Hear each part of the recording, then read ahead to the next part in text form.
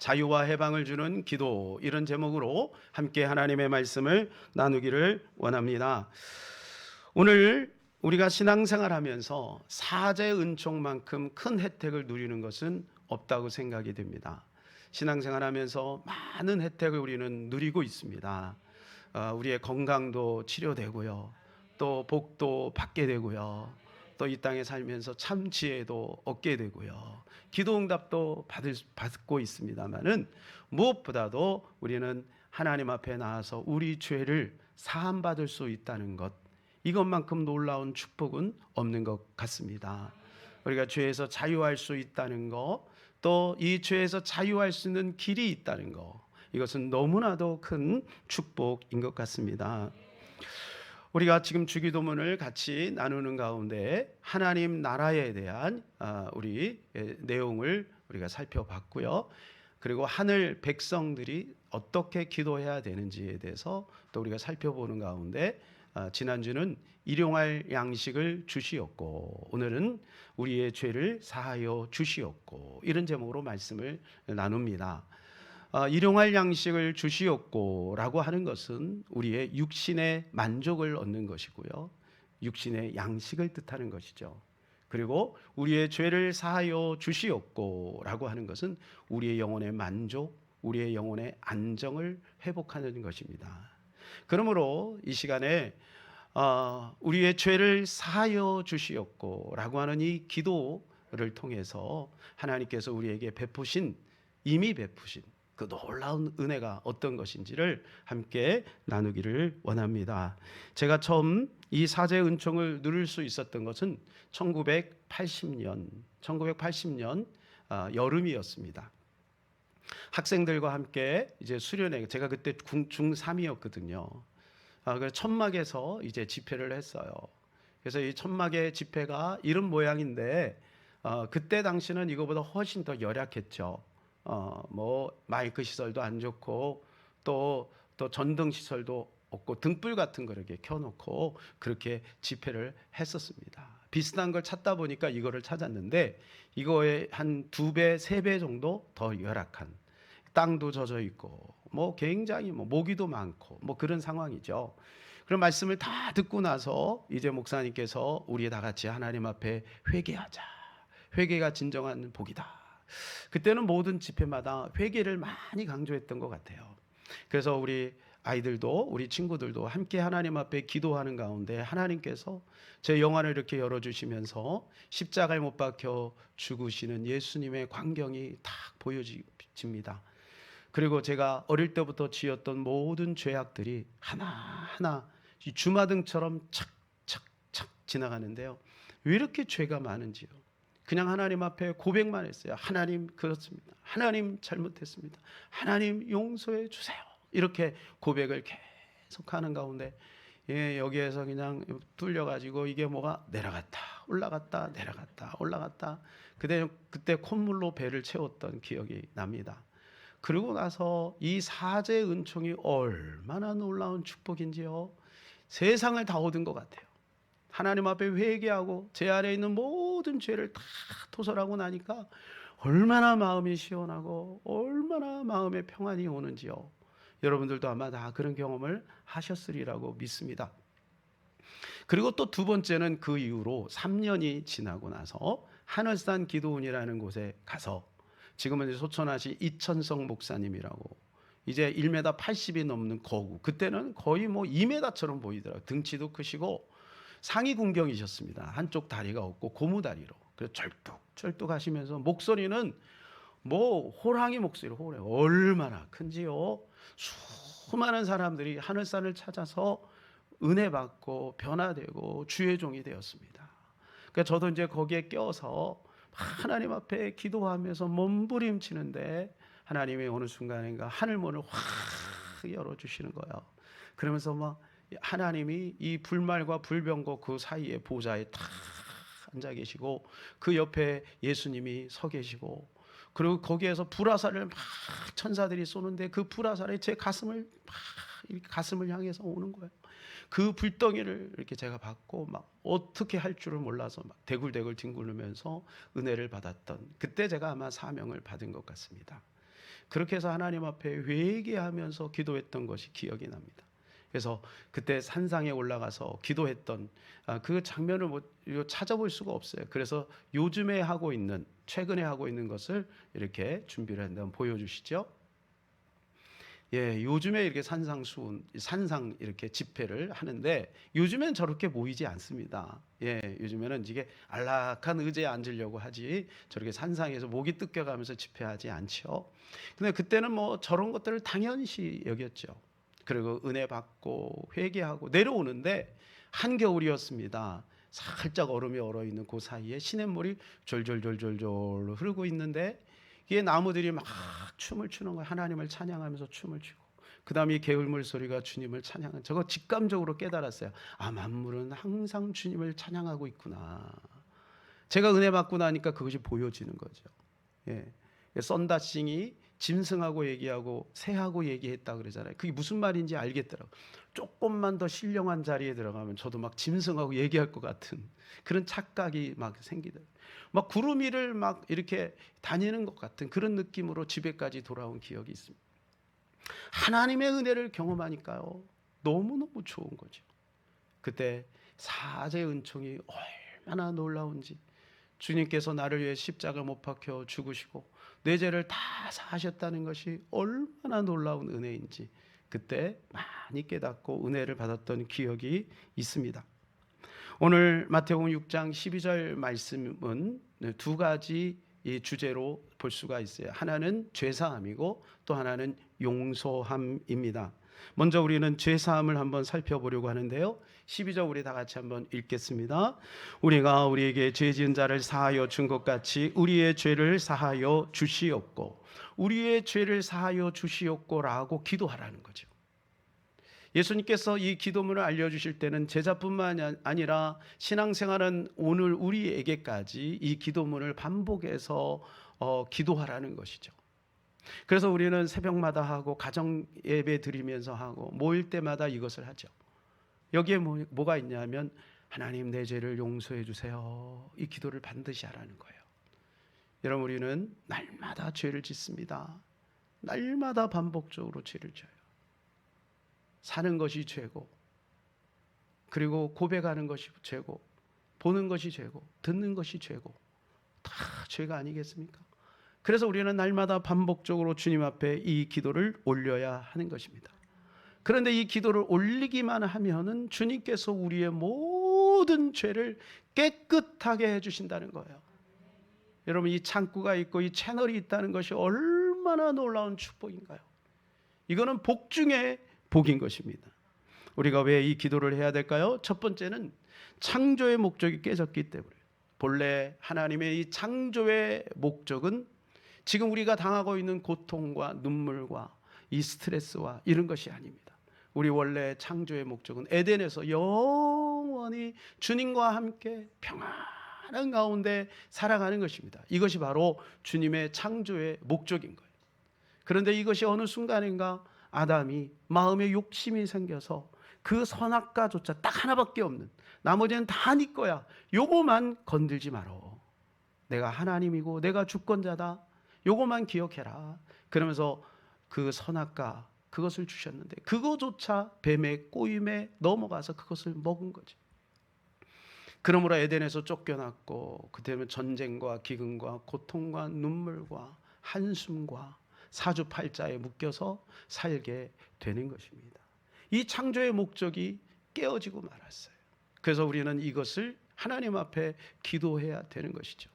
왜냐하면 그 근본적인 원인은 바로 죄인 것입니다. 죄로 말미암아서 하나님과의 관계가 깨어진 것. 하나님과의 관계가 깨어지면 그때부터 우리의 마음에는 진정한 평안이 없는 거예요. 세상의 어떤 잘못된 것들로 인해서 거짓 평안을 찾게 되는 거죠. 술을 마시게 되고, 심지어는 마약을 하게 되고, 쾌락을 누리게 되고, 세상에 있는 재미들을 통해서 가짜 평안을 추구하게 되는 거예요. 하나님과의 관계가 깨졌기 때문에 그래요. 하나님과의 관계 속에서의 그 아름다움과 그 기쁨과 그 희락을 경험한 사람은요, 이것 외에 다른 것 구하지 않게 되는 거죠. 이 관계라는 것이 얼마나 놀라운 것입니까? 우리가 살면서도 인간관계가 깨지면 너무 마음이 아파요. 돈이 있어도 소용이 없어요. 성공을 해도 소용이 없어요. 사람과의 관계가 깨져보면 그때부터 힘든 거예요. 조지 베일러트라고 하는 학자가 있습니다. 이분이 행복의 조건이라고 하는 책에서 이 관계가 얼마나 중요한지, 이 행복의 조건이 뭐냐? 관계다. 그것은 이제 이야기하고 있는 거죠. 그래서 하버드생들은 최고의 명문가 아니겠습니까? 최고의 지식인들 아니겠습니까? 최고로 성공한 사람들 아니겠습니까? 이 하버드 졸업생들을 조사를 한 거야. 이들은 무엇 때문에 행복한가? 조사를 했는데 참 신기한 건 뭐냐면 돈도 아니에요. 명예도 아니에요. 성공도 아니에요. 관계인 거예요. 이들이 최고의 행복을 느낄 수 있었던 것은 뭐냐면 사람과의 관계인 거예요. 관계가 좋아야 행복감을 느낀다는 거예요. 그 조사를 한 거죠. 네. 저도요, 우리 집사람과 관계가 좋아야 행복하더라고요. 아무리 뭐가 잘 돼도 우리 집사람과 관계가 안 좋으면요, 지옥이에요, 지옥. 여러분 안 그러세요? 이 관계가 얼마나 중요한지 몰라요. 우리 성도님들하고 이 관계가 좋아요. 우리 성도님들하고 관계가 좋으니까 제가 행복해 보이시죠? 행복해 보인다고 말해주세요. 제가 이렇게 행복해요. 여러분, 이 관계라는 것은 너무너무 중요한 겁니다. 관계 때문에 힘든 거예요.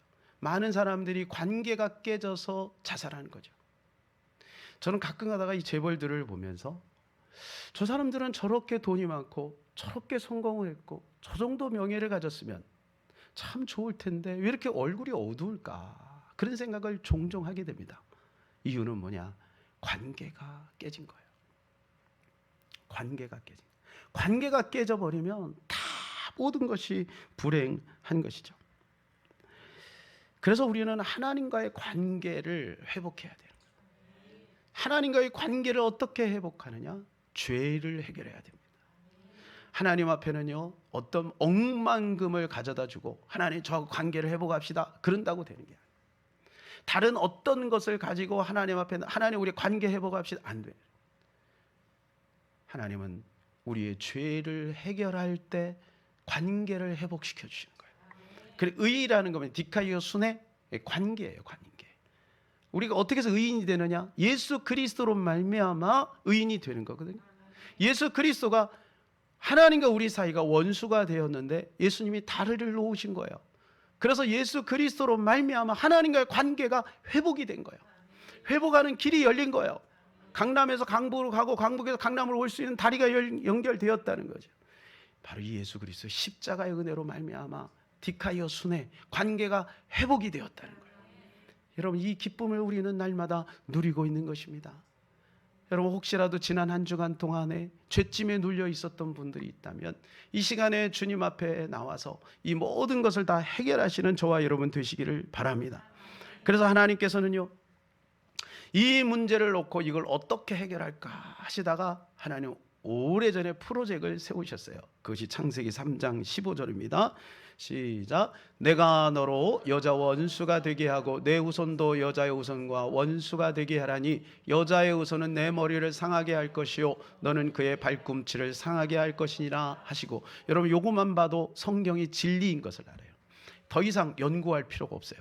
왜? 여자의 후손은 이 인류에 딱 한 사람밖에 없어요. 우리는 다 남자의 씨예요. 그래서 우리가 아저씨라 그러죠. 아저씨. 예. 다 남자의 씨예요. 남자의 씨. 여자의 후손은 오직 예수 그리스도밖에 없어요. 그래서 마태복음에 보니까 동정녀 마리아에게서 오셨다 그러잖아요. 남자를 모르는 거예요. 예. 그래서 여자의 후손이 이 땅에 오셔서 우리의 모든 죄를 해결하신 거예요. 그래서 이 뱀이 어떻게 해요? 그 여자의 후손의 발꿈치를 무는 것이 십자가라고 하고, 그리고 그 여자의 후손이 뱀의 머리를 밟은 것을 부활이라고 하는 것입니다. 그것이 로마서에 자세하게 기록되어 있죠. 수천 년이 지난 다음에 로마서에 그 부분에 대해서 비밀을 열어놓은 겁니다. 여러분, 그래서 예수 그리스도만이 구원이고 예수 그리스도만이 희망이요 예수 그리스도만이 생명인 것입니다. 그래서 하나님께서 오래전에 이 프로젝트를 세우시고 그 척척척 그것을 이루어 나가신 거죠. 우리가 왜 또 이 우리의 죄를 사하여 주시옵고라고 기도해야 될 게, 두 번째는 죄 때문에 예수님이 오셨기 때문에 그런 것입니다. 다른 말로 하면 하나님께서 독생자 예수 그리스도 이 땅에 보내신 목적은 뭐냐? 이 죄 문제를 해결하기 위한 거예요. 뭐 다른 이유도 많습니다. 예수님이 오셔서 많은 일을 행하셨지만, 그러나 이 죄를 해결하기 위해서 오신 거예요. 우리가 복음을 증거하다 하면 오늘날 이 복음이 잘 들어가지 않아요. 옛날에는요, 떡과 함께, 그리고 의료와 함께, 또 교육시설과 함께 복음을 증거하면 그들이 복음을 받아들였어요. 우리 선교사님들이 오셔서 그 일 하셨잖아요. 그러나 지금은 그게 다 갖춰져 있어요. 아파트가 뭐 17억, 18억 하는데 떡이 뭐가 필요해요? 이미 배부른데. 의료시설 너무 잘 돼 있어요. 교회 와서 기도하지 않아도 너는 병원이, 그리고 의료복지가 너무 잘 돼 있죠. 필요 없어요. 그런데 그들이 모르는 것이 있어요. 그건 뭐냐면 죄입니다. 그래서 우리를 내가 죄인임을 알 때 예수 그리스도가 필요한 겁니다. 그들이 죄인임을 알면 예수님 없이는 못 사는 거지. 그리고 죽은 다음에 어디 가야 되는지도 모르는 거죠. 그래서 우리는 그들에게 일깨워 복음을 전해야 되는 겁니다. 그들에게 복음이 들어가면 그들은 진정한 평안을 누리고, 이 땅에서 누리는 평안하고는 비교도 안 되는 평안을 누리며 살아갈 수가 있는 것입니다. 그래서 예수님께서는요, 우리에게 이렇게 말씀하는 거예요. 마태복음 11장 28절, 수고하고 무거운 짐진 자들아 다 내게로 오라, 내가 너희를 쉬게 하리라. 수고하고 무거운 짐이 뭡니까? 이것은 바로 죄짐인 것입니다. 우리 인생의 이 죄짐으로 인해서 고통을 당하고 있는 거예요. 사랑하는 여러분, 지난 한 주간 혹시 이 무거운 짐을 가지고 오셨다면 이 자리에다가 다 내려놓고 가시기를 축복합니다. 예배 시간에 또 내려놓고 또 갈 때는 문 열고 하면서 그거 어디 갔지 하고 다시 이거 가지 마시고 그냥 내려놓고 가시기를 바랍니다. 전 우리 집사람하고 가끔 가다가 이제 이렇게 우리 집을 이렇게 걸어서 이렇게 올라가다 보면 우리 집사람 뭐 무거운 것이 있으면 저한테 그냥 이렇게 맡겨요. 그러면 알겠습니다 하고 제가 받아요. 그리고 새카맣게 잊어버려요. 예. 왜? 맡겼으니까. 예. 여러분, 우리가 하나님 앞에 우리의 죄짐을 맡기는 것은 그와 같은 거예요. 때로는요, 제가 무겁다고 불평을 합니다. 그러면 자기가 미안하니까 또 다시 갖고 가요. 예. 이런 과정이 아니에요. 우리가 아무리 무거운 죄짐, 그것이 100만 톤이 된다 할지라도 하나님 앞에 나가서 지구의 70억 인구가 다 내려놔도 주님은 그것을 다 받아줄 용의가 있고, 그리고 다 받아줄 능력이 있는 것입니다. 사랑하는 여러분, 우리의 무거운 죄짐들을 다 주님 앞에 내려놓으시기를 축복합니다. 그래서 이 죄짐은 마귀와 관련이 되어 있는 거예요. 마귀. 창세기 3장 15절에도 뱀에 대해서 이야기를 하고 있죠. 그리고 예수님이 이 땅에 오신 목적이 무엇인지에 대해서 성경은 이렇게 말씀합니다. 요한이 3장 8절입니다. 하나님의 아들이 나타난 것은 마귀의 일을 멸하려 하시며, 이 마귀의 일이 뭐냐 하면 죄를 짓게 하는 거예요. 마귀는 끊임없이 우리를 죄짓게 만드는 것입니다. 그래서 예수님이 이 땅에 오셔서 귀신을 쫓아내는 거예요. 이 땅에서 귀신을 쫓아내는 일을 제일 많이 하신 분이 누구냐? 바로 예수님입니다. 여러분, 우리 공간복음의 사복음서 읽어보면 왜 이렇게 예수님은 가는 곳마다 귀신을 쫓아내는지 몰라요. 이 악하고 이 더러운 귀신아 나가 하면서 가는 곳마다 귀신을 쫓아내요. 왜 그럴까요? 뭐 예수님 무슨 샤머니즘에 빠져 있는 겁니까? 아닙니다. 그것은 마귀가 죄를 가지고 오기 때문에, 죄를 짓게 만들고, 그리고 죄에 넘어지게 만들고, 죄의 정죄감에 빠지게 만들고, 그래서 하나님과 자유함을 얻게 잃어버리게 만들고, 궁극적으로는 이 죄를 해결하지 못해서 지옥에 가게 만드는. 하나님은 절대 사람을 위해서 지옥을 만들지 않았습니다. 바로 마귀를 위해서 만들었는데, 죄의 문제를 해결받지 못하니 마귀가 지옥 갈 때 너도 가겠구나 찬송가에 나오잖아요. 그래서 우리는 이 마귀를 날마다 쫓아내야 되는 것입니다. 이것은 그 누구에게 준 특권이 아니라 우리 믿는 모든 사람에게 준 특권인 것입니다. 마귀를 대적하라. 그러면 너희를 피하리라 말씀했습니다. 여러분, 이건 주일학교도 할 수 있는 거예요. 주일학교도. 그래서 여러분, 어떤 이게 귀신을 쫓아내는데 이 마귀가요 귀신같이 알잖아요. 사람 속. 그러니까 어떤 장로님이 왔더니 너 지난주에 뭐 했지 막 그럼 무서우니까 가지를 못해. 이 귀신 들린 여인에게 못 쫓아가. 다 알아. 속에 있는 것을 다 알아맞혀. 근데 주일학교 아이가 엄마 하면서 왔는데 벌벌벌 떠는 거예요. 이 귀신 들린 자 엄마 떨어. 왜요? 그 안에 예수 그리스도가 확실한 거예요. 그 주일학교 아이 안에 예수 그리스도가 확실한 거예요. 여러분, 예수 그리스도가 확실하면 원수마귀는 벌벌 떨고 도망갈 줄로 믿습니다. 여러분, 그래서 우리가 예수님을 붙들어야 되는 거예요. 그리고 가는 곳마다 귀신을 쫓아내야 되는 거예요. 수많은 사람이 귀신에게 시달려 고통당하고 있지 않습니까? 그래서 우리는 가는 곳마다 귀신을 쫓아내야 되는 것입니다. 죄라고 하는 단어는 빗나갔다는 뜻이에요. 언어가 하마르티아, 빗나갔다. 이게 저렇게 빗나가니까 아이가 고생하잖아요. 빗나가다. 저 관역을 정확히 맞춰야 되는데 인생의 목적, 하나님이 창조의 목적, 그 관역을 정확히 맞추는 것이 승리예요. 그것이 영광이에요. 그게 창조의 목적이에요. 그것이 이루어져야 되는데 그것이 빗나가는 거죠. 그러니까 어떻게 돼요? 빗나가고 나니까 복잡해지고 힘들고 어렵게 되는 거예요. 그런데 여기서 그것으로 끝나는 것이 아니라 이 하마르티아에서 아와까지 이제 변형이 되기 시작합니다. 시간이 가면서 이 아와라는 뜻은 뭐냐면 구부러진다, 등을 돌리다. 이스라엘 백성들을 보세요. 하나님 앞에 대적을 합니다. 반역을 합니다. 그리고 아예 등을 돌립니다. 담무스를 섬기고 태양신을 섬깁니다. 그리고 바알과 아세라를 섬깁니다. 처음에 그들은 그렇게 하지 않았어요.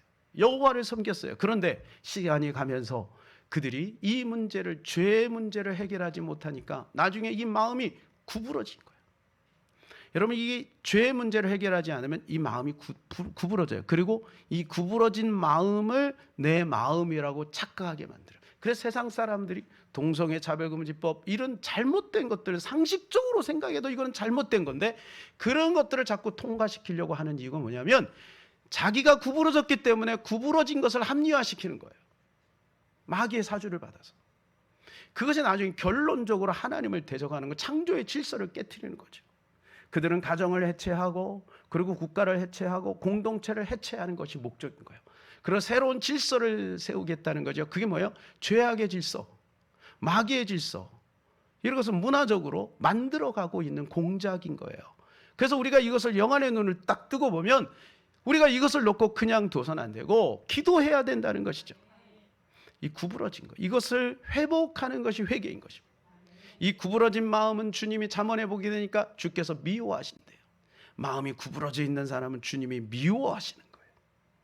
구부러진 마음을 하나님이 들여다보시잖아요. 여러분, 은근히 막 이렇게 시비를 걸고 싶고 괜히 짜증내고 싶고 다른 사람 말에 시비 걸고 싶고 그런 마음, 그것이 본래 우리의 마음이 아니에요. 우리의 본래 마음은 화평입니다. 우리의 본래 마음은 기쁨이에요. 우리의 본래 마음은 사랑인 거예요. 용서인 거예요. 그런데 그게 우리 조상적부터 우리 박씨 집안에서 내려와서 그것이 우리 부모님의 영향으로 해서 저도 모르게 제 마음에 그 구부러진 마음들이 계속해서 전수가 되는 거예요. 그리고 그 구부러진 마음으로 그 가정 안에서 그렇게 살다 보니까 나중에 그것이 나도 알고 다른 사람도 알고 고통스러운 거죠. 결혼하고 나오니까 구부러진 사람끼리 만났네. 그러니까 거기서 다툼이 있고 아픔이 있고 상처가 있게 되는 거죠. 그런데 우리가 주님 앞에 나오게 되면 하나님 앞에 회개하고 진리를 알지니 진리가 너희를 자유케 하리라. 주님 앞에 나가면 주님이 빛을 비춰주셔서 우리의 구부러진 마음이 조금씩 회복이 되는 거예요. 여러분, 예수 믿으면 하나님의 자녀가 되지만 아직까지 구부러진 마음은 여전히 있는 거예요. 그렇기 때문에 계속해서 주님 앞에 진리의 빛을 비춰서 이 구부러진 것들을 회복시켜 나가야 돼요. 하나님이 본래 만들어진 그 아름다운 원형을 우리는 만들어가야 되는 것이죠. 여러분, 이게 회개 은총인 거예요. 그래서 회개는 밥 먹듯이 해야 되는 거예요. 그래서 주기도문에 예수님께서 집어 넣으신 것입니다. 그래서 여러분이 우리가 이제 관역을 제대로 탁 맞춰야 되거든요. 이 관역을 제대로 이렇게 맞추려면 어떻게 해야 되는가? 사진 한번 보여주세요. 관역이 너무 멀면 관역 맞추기가 힘들어요. 그래서 방법을 찾아냈어요. 그 다음 사진, 가까이 가면 되는 거예요. 너무 쉽죠. 저거 못 맞힐 사람 있어요? 저도 맞히겠다. 제가 양궁 선수가 아니더라도 저도 그냥 10점에 그냥 맞출 수 있어요. 꽂아 놓으면 되는 거잖아요. 주님과 가까워지면 해결이 되는 거예요. 주님과 가까워지면 죄가 멀어지는 것이고, 주님과 멀어지게 되면 죄가 가까워지는 거예요. 여러분, 너무나 간단하지 않습니까? 그러므로 이 명절 기간에도 사랑하는 여러분, 말씀과 기도를 놓지 마시기를 바랍니다. 이번 명절 기간 힐링해야지 하면서 다 놓으면 안 돼요. 그 틈을 타고 마귀가 공격할 수도 있어요. 뭔가 맛있는 거는 먹고 좋은 데는 갔는데 마음은 불편한 거지. 여러분, 그러한 것은 우리에게 주께서 허용하신 것이 아닙니다. 어디를 가든지 주님과 동행하는 것만큼 기쁜 것은 없는 거예요. 이것만이 가장 놀라운 평안이요 기쁨인 것입니다. 여러분, 이번 명절 기간에 그렇게 보내시기를 축복합니다. 주님과 점점 가까워지는 인생 되면 그분을 통해서 하나님께서 놀라운 일을 이루어 가신다는 거예요. 그래서 우리는 어디를 가든지 우리의 죄를 고백할 수 있어요. 요한일서 1장 9절입니다. 만일 우리가 우리 죄를 자백하면 그는 미쁘시고 의로사 우리 죄를 사하시며 우리를 모든 불의에서 깨끗하게 하실 것이요. 우리의 죄를 자백하면, 구약은요 죄를 해결하는 게 복잡했습니다. 저 단에서부터 여러분 수십 킬로를 걸어서 와가지고 그 양을 잡고 소를 잡고 비둘기를 잡고 피를 흘리고 복잡했어요. 근데 신약에 와서는 예수 그리스도가 십자가를 탁 지심으로 말미암아 하나님 앞에 언제든지 누구든지 만인 제사장이 되어서 지성소 안으로 들어갈 수 있는 길이 열렸다는 거예요. 우리는 이것을 누릴 수가 있는 자격이 주어졌어요. 그래서 어떻게 하느냐? 여러분, 죄 해결하는 거 간단해요. 양 잡을 필요 없어요. 소 잡을 필요 없어요. 고백하면 돼요. 자백하라는 것은 뭐냐 하면은 시인하라는 거예요. 지하철 타고 가다가도 마음속에 떠오르는 죄가 있거나, 그리고 옛날에 기억나는 죄가 있으면, 그렇습니다 주님, 제가 죄인입니다. 잘못했습니다.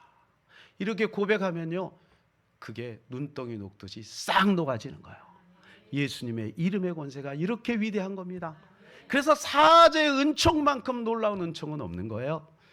사랑하는 여러분, 이 사죄의 은총을 누리시는 저와 여러분 되시기를 축복합니다. 세 번째는 죄사함 받은 자가 천국 가기 때문에 그래요. 죄사함을 받아야만 천국 갑니다. 우리의 공로로 가는 게 아니에요. 죄가 그대로 있으면 절대로 천국 갈 수가 없는 것입니다. 죄사함은 어떻게 받을 수 있겠습니까? 중세 때는 면죄부를 팔았습니다. 그래서 요만한 종이 쪽지에다가 천국 갈 수 있는 티켓 그래가지고 면죄부를 판 거예요. 그리고 돈 주고 그걸 사는 거죠. 100만 원, 1000만 원, 뭐 부적 사듯이 그렇게 파는 거예요. 그럼 그거 가지고 좀 천국 간다고 생각한 거예요. 여러분, 거짓이죠, 거짓. 가짜죠. 그러고 그때 베드로 성당을 짓는데 돈이 부족하니까 헌금함을 뒤에다 놓고 우리 부모님을 위해서 헌금하라는 거예요. 그래갖고 동전이 딱 떨어고 밑에 땡그렁 하는 소리가 천상에 올라가는 거예요. 지옥에 있는 부모가 천국으로 옮겨진다는 거. 이게 거짓말이지, 거짓말. 예. 그거 가지고 여러분 해결되는 게 아니에요. 우리는 값없이 우리 주 예수 그리스도의 피로 말미암아 죄사함 받는 거죠.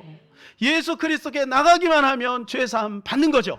그래서 신기한 건 뭐냐면 모든 이단이 예수님을 부인해요. 다 하나님을 인정하는데 예수님 부인해. 그러니까 그들은 다 어디 가겠어요?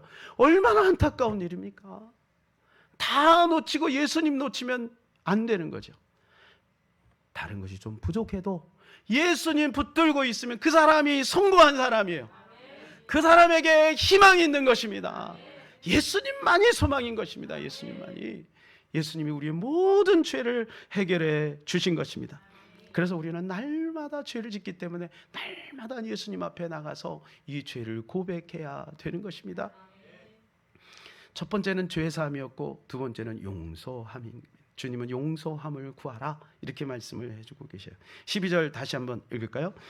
우리가 우리에게 죄진 자를 사하여 준 것 같이 우리의 죄를 사하여 주시옵고. 여기서 보면 사하여 준 것 같이라는 말씀이 조건절이에요. 우리가 이 말씀을 꼭 기억해야 될 줄로 믿습니다. 우리는 자칫하면 하나님은 크신 하나님이니까 나의 모든 죄를 해결해 주실 거야 하면서 주님 앞에 주님 내 죄를 용서해 주세요 라는 기도는 많이 하는데 이 앞에 있는 네가 형제의 죄를 사하면 내가 사하여 줄 거야 라고 하는 말씀을 우리가 놓칠 수가 있어요. 여러분, 그를 용서해야 주께서 우리를 용서해 주신다는 거예요. 이것은 제 말이 아닙니다. 주님의 말씀인 것입니다. 기억해야 될 것입니다. 우리가 그 누군가를 용서하지 않으면 주님은 절대로 우리를 용서하지 않습니다. 그래서 이 죄라고 하는 것을 마태복음에서는 이렇게 말해요. 오페이라, 오페이라. 네? 누가복음에서는 하마르티아 이렇게 얘기했는데 마태복음은 똑같은 한글은 죄인데 오페이라라고 원어가 돼 있어요. 오페이라라는 뜻은 뭐냐하면 빚이라는 얘기예요. 그 왜 마태복음은 오페이라라고 얘기하고 누가복음은 하마르티아라고 얘기했냐면 마태복음은 유대인을 대상으로 기록한 것이고 누가복음은 이방인을 대상으로 하고, 그러니까 이방인에게는 분명하게 죄에 대해서 이야기를 해줘야 그들이 알아듣고요. 그리고 유대인들은 이미 죄에 대해서는 익숙해져 있는 사람이 무슨 의미인지를 알아요. 그래서 그것을 빚이라고 하는 단어로 적은 거예요. 빚. 너희가 하나님 앞에 빚진 자다. 용서함 받아 빚진 자다. 그러므로 너희도 다른 사람에게 용서하는 것이 너희의 빚을 갚는 것이다. 그래서 마태복음 18장에 가게 되면 이것에 대해서 예수님이 비유로 말씀하시죠. 1만 달란트 빚진 자, 100데나리온 빚진 자의 비유를 말씀하시죠. 그래서 1만 달란트 빚진 자가 있었습니다. 임금님에게 빚을 졌죠.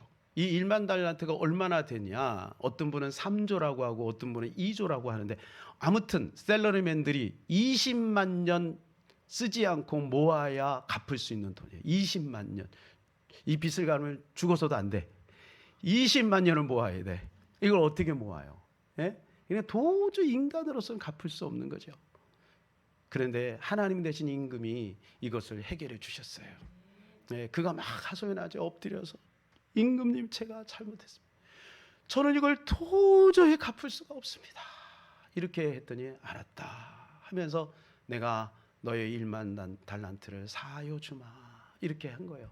그러니 얼마나 자유해요. 여러분 신용불량자에 딱 걸렸다가 신용불량자도 딱 해방이 되면 얼마나 기뻐요. 막 날아갈 것 같으잖아요. 예, 그래갖고 돌아가고 있는데 길거리에서 100데나리온 빚진 자기의 동관 친구를 만나. 야, 너 지난번에 나한테 빚진 거 있지? 너 그거 갚아. 어우 친구요, 내가 지금 갚을 수 없나이다. 조금만 기다려주고 용서해 주소서. 그랬더니 안 돼. 그러면서 감옥에 쳐넣었어요. 이것을 다른 친구가 보고 임금에게 고발을 해버렸어요. 임금님, 저놈이 글쎄 이렇게 했네요. 그래, 데리고 오너라. 그래서 임금이 딱 쓴, 너 1만 달란트 갚아. 여러분 이게 무슨 말일까요? 죄가 그대로 있는 거예요. 죄가 그대로 있는 거예요. 우리가 다른 사람의 죄를 용서하지 않으면 우리의 죄가 그대로 있는 거예요. 천국 누가 간다고요? 죄사함 받은 자가 가는 거예요. 그런데 주님이 용서하지 않겠다는 거예요. 자, 오늘 14절 15절에 이렇게 말씀해 주고 있죠. 시작.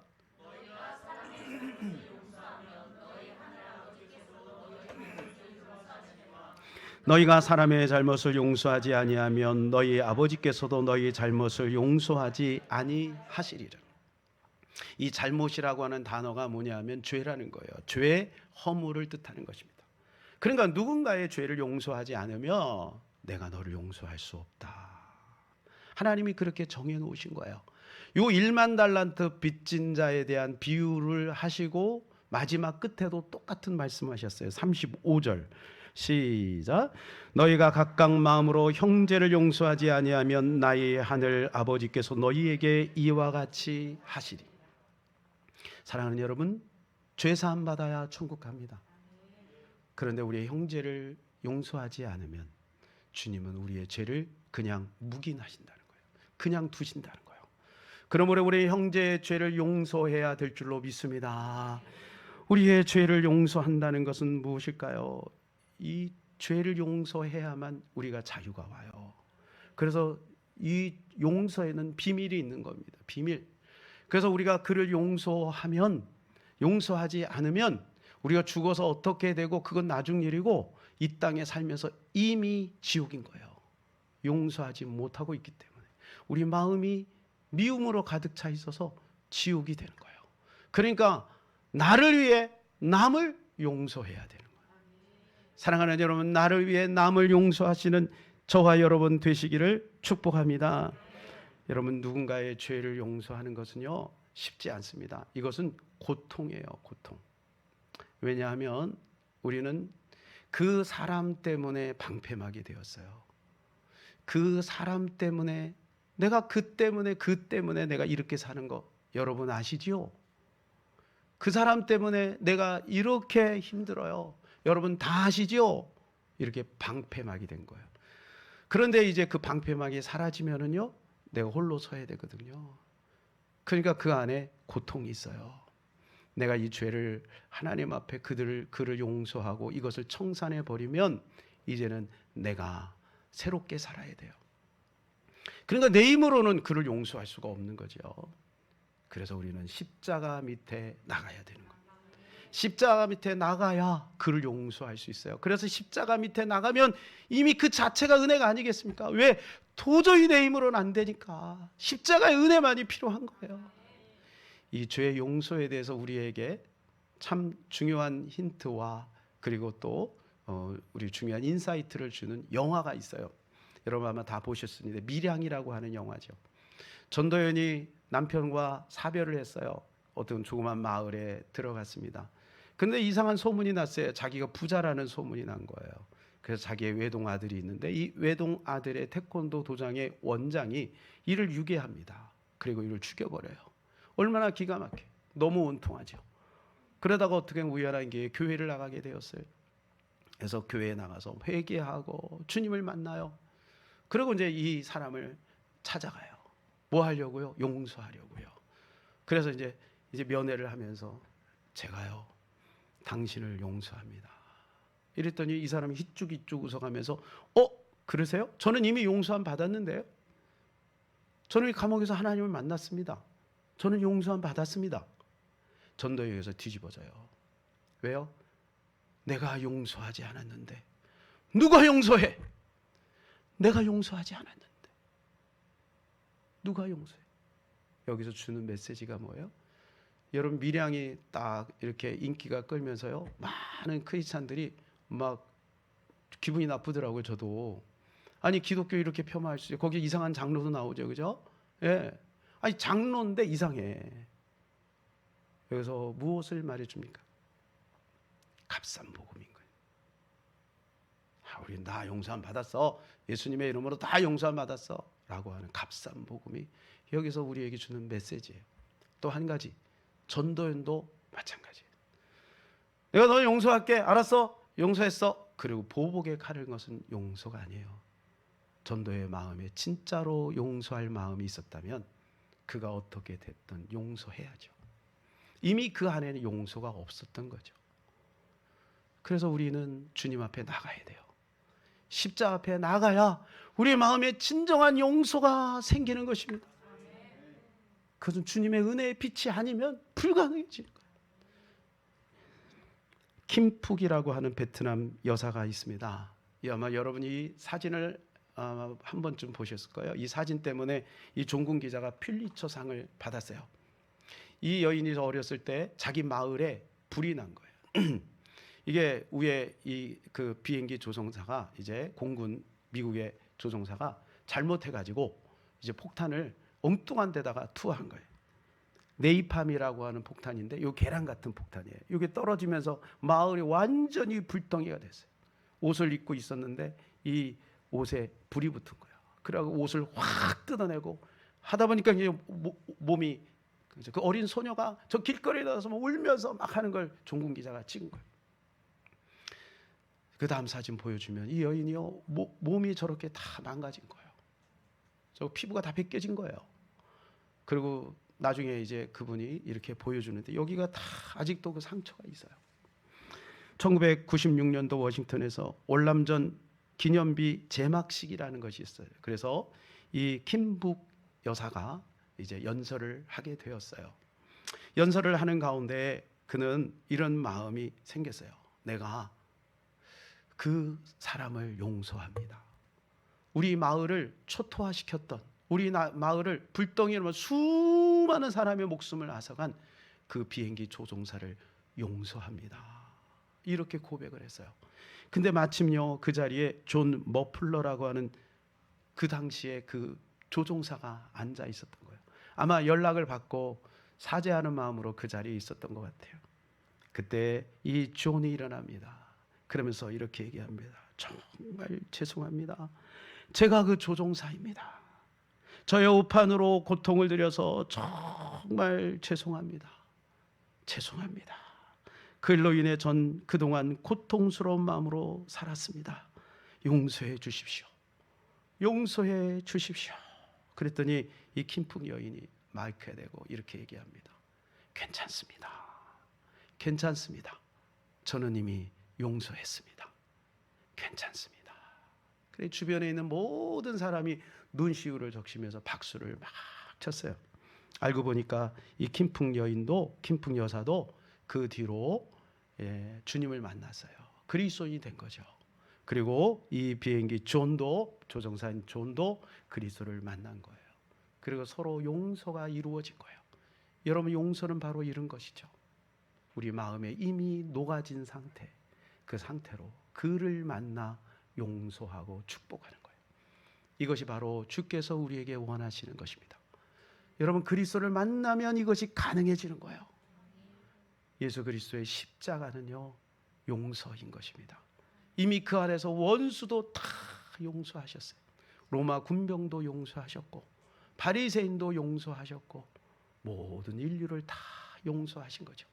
그 놀라운 십자가의 은혜가 저와 여러분 가운데 있기를 축복합니다. 9월 14일 날 조영기 목사님이 소천하셨습니다. 저는 금요일 날 이 조영기 목사님이 소천하시는 것이 마음이 계속 밀려오다가 금요일 날 터졌어요. 조영기 목사님 생각만 하면 막 눈물이 계속 나는 거예요. 우리 한국교회 앞으로 어떻게 하나 뭐 이런 마음이 생기고요. 마음이 너무 아픈 거예요. 하나님이 한국교회를 살려주시옵소서. 이런 마음이 계속 생기는 거예요. 그래서 이 시간에 우리 조윤기 목사님이 작사하시고 또 김성애 사모님 2월 달에 먼저 돌아가셨죠.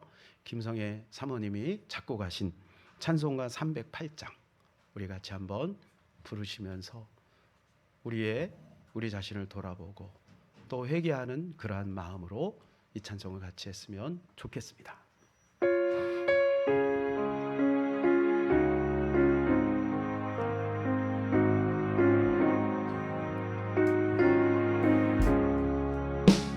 내 평생 살아온 길 뒤를 돌아보니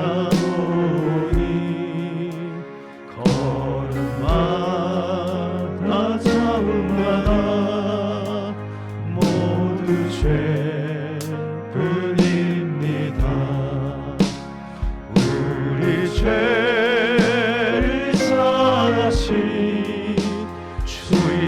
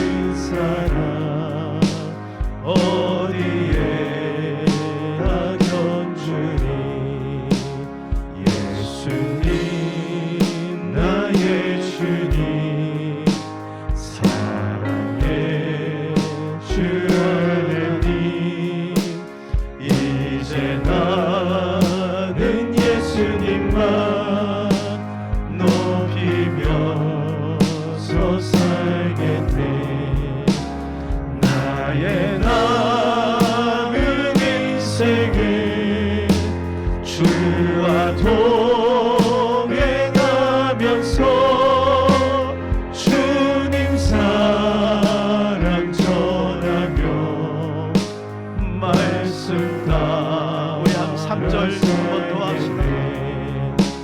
예수님 나의 주님 사랑의 주 하느님 이제 나는 예수님만 높이면서 살겠네.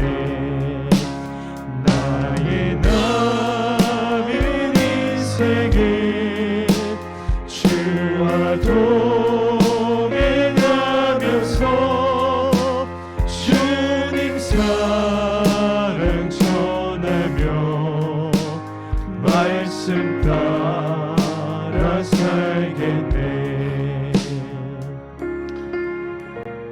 한 세대는 가고 한 세대는 옵니다. 그 가운데 복음은 영원하고 이 복음이 증거되는 곳마다 사죄와 용서가 있습니다. 하나님이 우리에게 이 어마어마한 권세를 주셨습니다. 우리가 가는 곳마다 복음을 전할 때 그곳에 용서가 있고 또한 사죄가 있습니다. 천국의 문이 열리게 될 것입니다. 우리가 하나님 앞에 기도합시다. 하나님, 우리 조영기 목사님이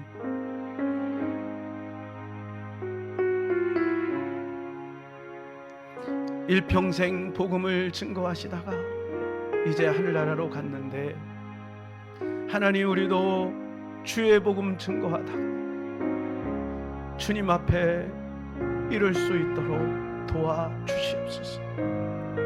아버지, 이번 연휴 기간 동안에 정말로 우리 만나는 모든 사람들에게 복음을 증거하는 우리가 될 수 있도록 도와주시옵소서. 더욱더 주님 앞에 믿음으로 승리하기를 원합니다. 하나님, 우리가 용서할 수 있는 마음을 갖게 하여 주시옵소서. 이 시간 우리 다 같이 주여 하고 기도하겠습니다. 주여. 아버지, 주님이 우리를 사랑하시고 십자가의 보혈로 우리를 정결케 하시니 감사합니다. 과거 현재 미래 모든 죄를 깨끗하게 하사 이 시간에 맑게 지어주시니 감사합니다.